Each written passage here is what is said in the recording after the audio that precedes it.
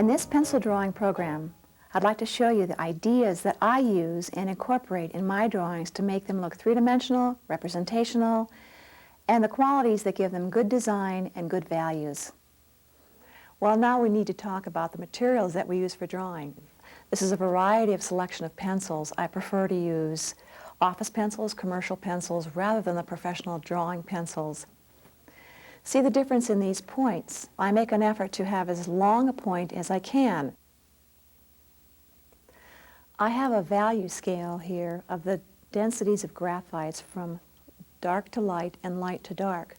Professional pencils that are numbered in the Bs from HB to 5B, as you see on the upper part of this chart. The HB is your harder lead, harder graphite. As we get into a higher number of Bs, the graphite becomes softer. Now with the H pencils, it is exactly the opposite from the B. The higher the number in the H, the harder the graphite and the lighter the value. Concerning erasers, there are definitely a variety that you're going to be involved with. My preference is a kneaded eraser because every time you stretch it, it cleans.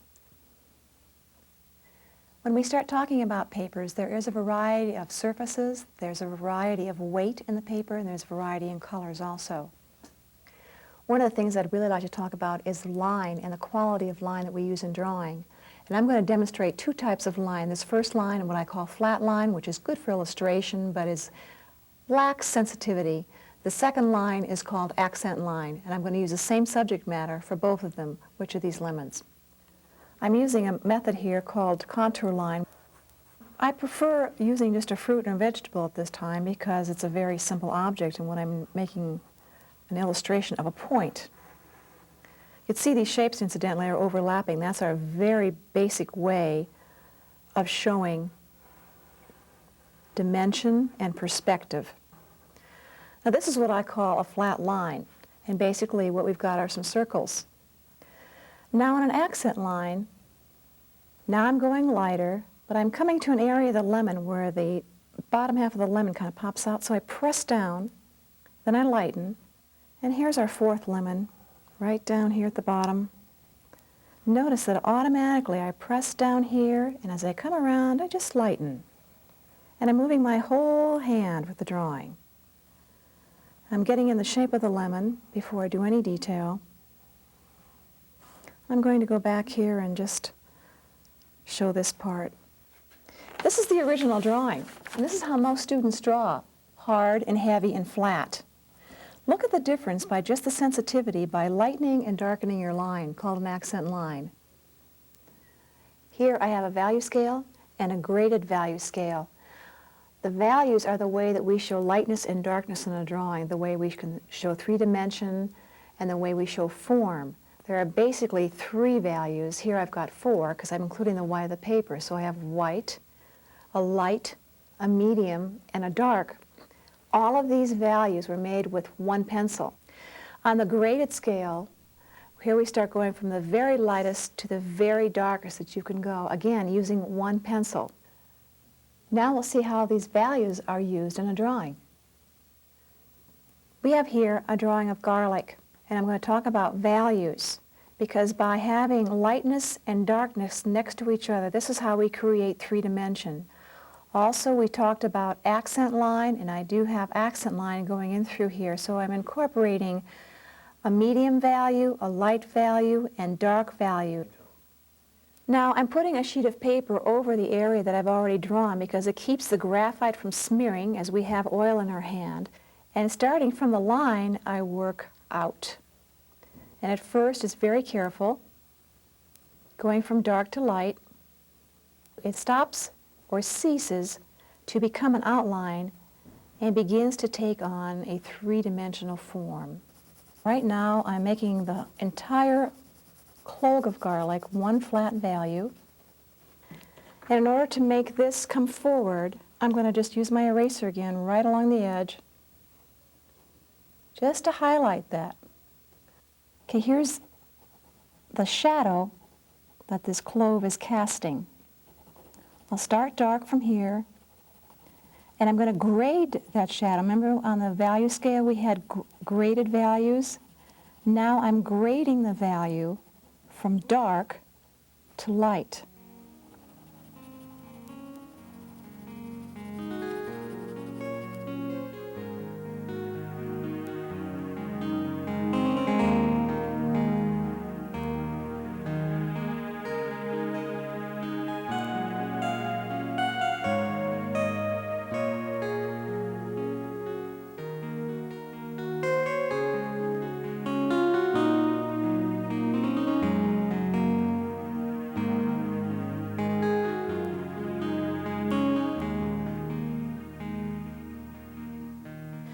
Here I've drawn around each of these garlic roots, and it's called positive-negative space. It's almost presented a design by itself.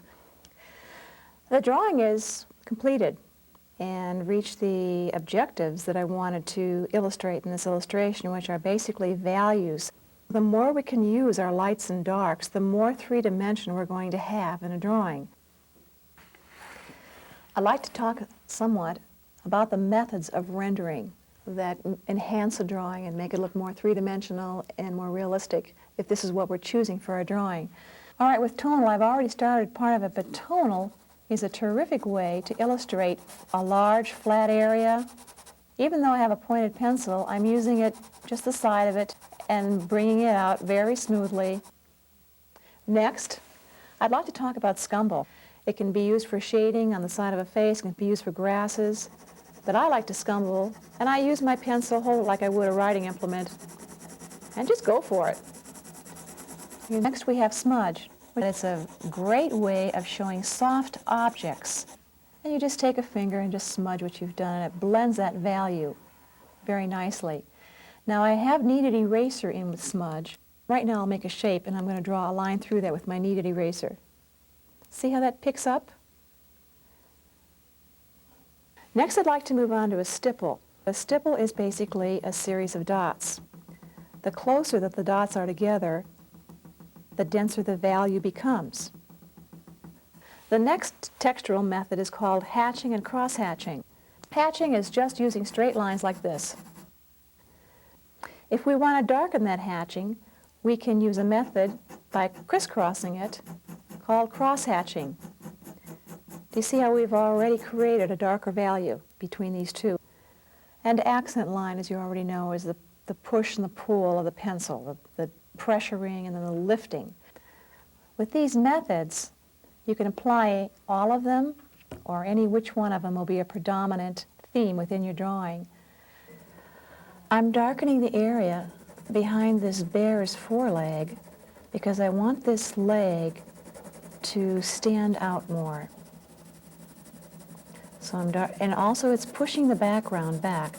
But notice the nice tooth that this paper has, and it's producing a nice tonal flat value. And I'll go back over these specific areas and work on that fur-like feeling that we can get using tonal rendering.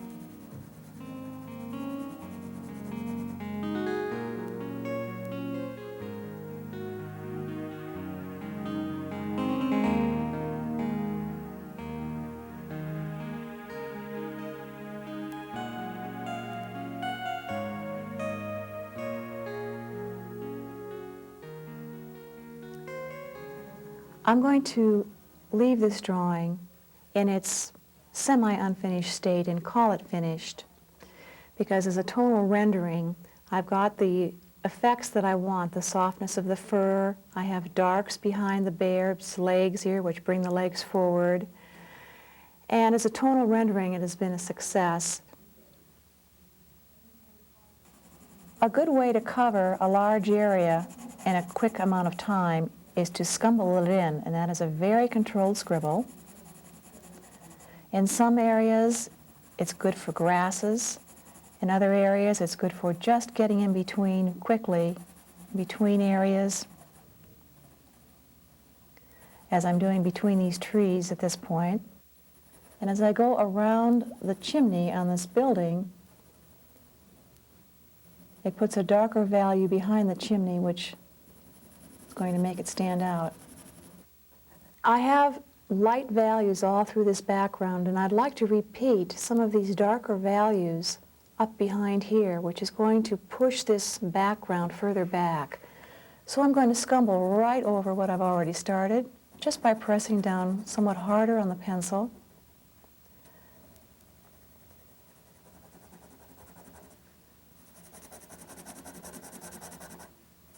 Positive space is the space that we draw in. The negative space is what we have left undrawn. So now we have a white fence with all of these dark trees behind it.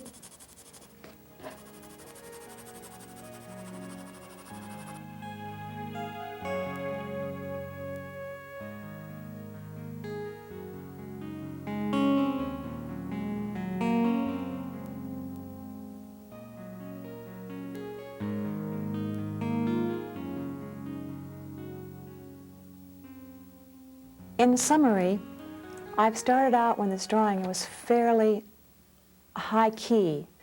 Some of these areas that were scumbled were very controlled and very light with the pencil, but as we add darks to them, the whole composition starts being glued together. Now can you see how these darks are tying this composition together?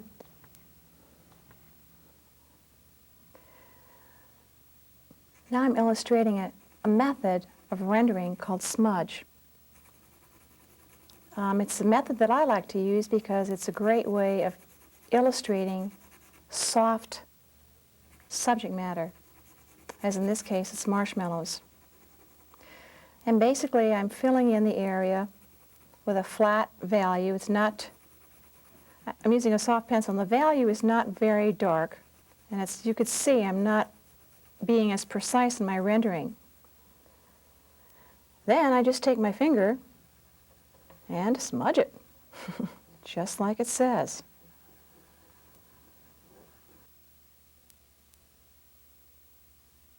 I'm going to even use just the side of my graphite pencil, just a little bit. I'm going to darken this and through here.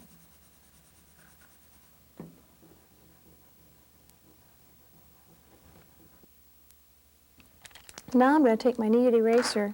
I've got a highlight on the top of this marshmallow. So I'm going to pick it out. And on one side of it, I'm going to have a highlight.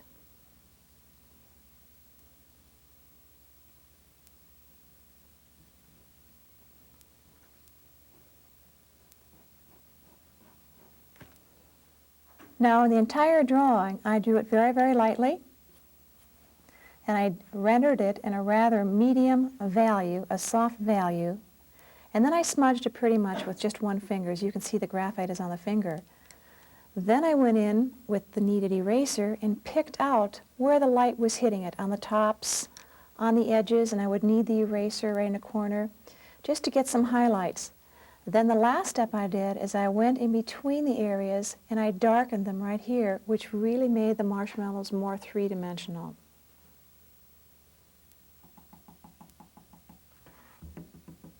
I'm applying stipple or pointillism to these broccoli florets.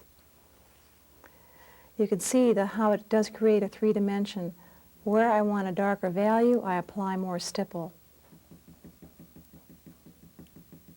Here I did a contour drawing of stipple. But if I left it like that, it would look like I'm doing an outline and then filling it in. So what I'd rather do is start at the outline part of it and work inward.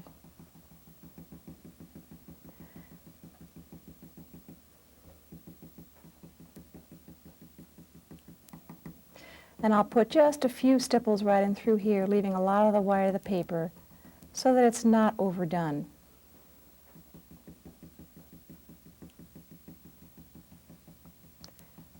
We'll get back to this drawing and I'll show you the finished drawing of how it looks and how it comes together. This is a textural method, as is tonal, scumble, and smudge.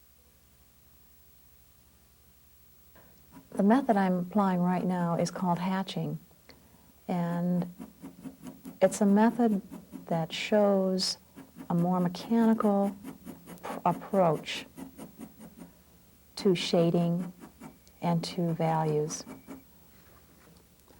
I'm going to take my pencil and employ a method called cross-hatching. where I just go where there's a shadow, I have a slight line there under the neck that shows me that the sun is behind this goat and therefore casting a shadow under his head and neck. Well, this is just a brief illustration of how hatching and cross-hatching does create values. It's a very effective way to create values, and it does create a very organized look to a drawing, if that is the effect that the student or the artist is making an effort to achieve.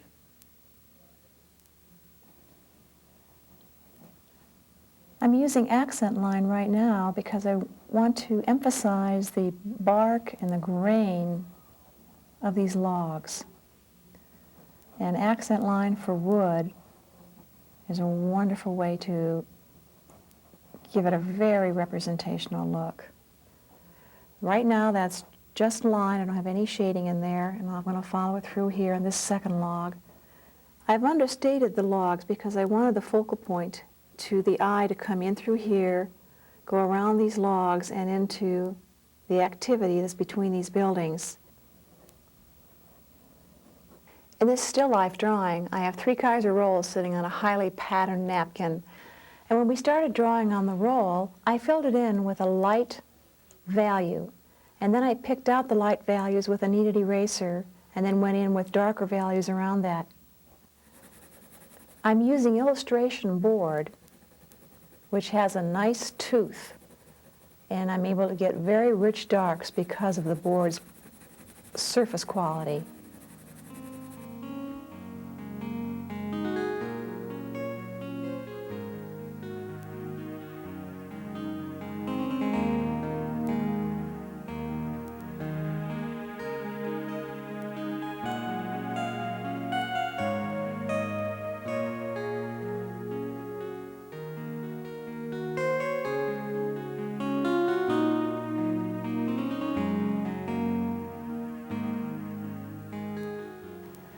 Now that the drawing is finished, you can see the contrasting values, the lights and the darks, and how that produces 3 dimension.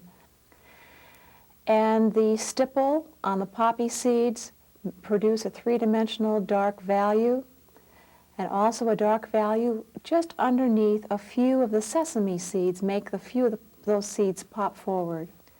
There is a great deal of tonal rendering and pointillism. All of the methods that we've talked about thus far in this video are incorporated in this final drawing. In this drawing of daffodils, I wanted to choose a color of paper that would enhance the look and the color of the flowers. Now notice behind this petal, right in through here, I really outlined this. And then what I did from that outline is I moved it from dark to light toward the center. And by doing that, do you see how this comes forward and that leaf is pushed back? Now the flower here, it's dark underneath, so I have a dark and light line, and I'm going to just lighten it. I want some of that orangish gold paper to show through, but I'm going to work from that outline from dark to light.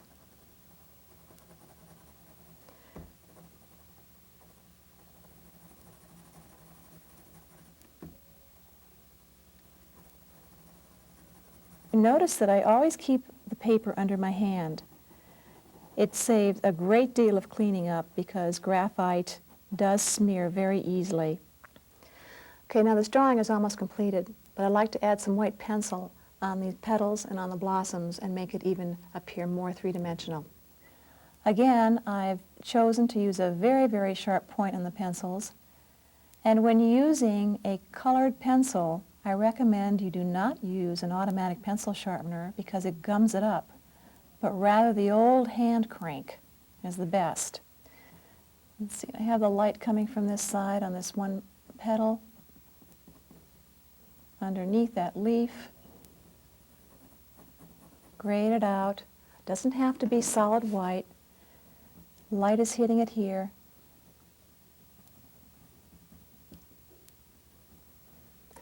This is especially a good assignment for something that we want to have stand out and grab attention of the viewer's eye. This would be a nice project for teachers or for students to just do wildflowers of the states, all 50 states. Okay, this is the finished drawing of the daffodils. And as you can see, I've added white and highlights, and it produces a great deal more depth. In this drawing, we've taken the drawing one step further by eliminating looking for the darks, and instead we're looking for the highlights. We're looking for where the sun is hitting or the light is hitting the object. So instead of pressing down where I want my darks, I'm pressing down where I want my lights because I'm using white pencil. On this particular lily, it's going out this way. I'm going to start right here.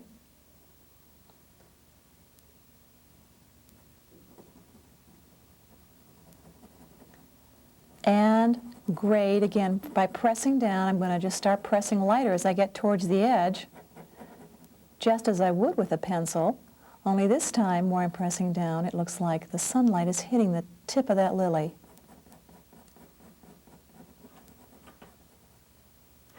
Where I want there to be a difference here, I'm going to whiten this up here, but I'm going to leave this just a hair of a line, just a little bit. And since the light is hitting this turned back petal pretty full on, I'm going to leave it fairly flat white.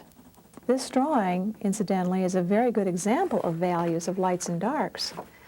But again, to repeat myself, instead of looking for the darks, this time we're aiming for the lights. Now this drawing is finished, the drawing of white areas and white highlights on black paper. We don't have to press very hard where we want to keep our darks, and where we want to keep blacks, we leave that untouched. Think of your light source when you're doing a drawing like this, and it will help you give direction.